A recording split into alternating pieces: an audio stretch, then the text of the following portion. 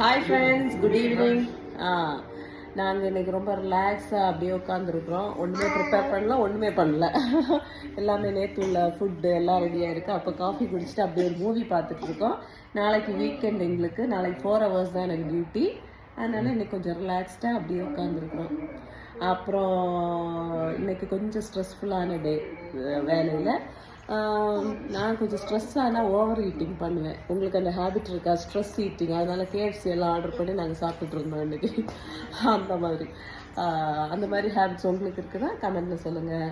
Thank you and supporters. Bye bye சொல்லுங்கள். Bye bye சொல்லுங்க. அவங்க இன்றைக்கி அம்மாவை விடவே இல்லை, அம்மா மேலே உருண்டுட்டு இருக்காங்க. இன்றைக்கும் டே கேர் ஃப்ளாப்டு தான், ஃபுல் அழுக. அம்மா போனோடனே லைட் பற்றிடுச்சு. ஓகே, எனிவே அவங்க அப்பா கூட விளையாடிட்டு இருக்காங்க. Anyway thank you and supporters.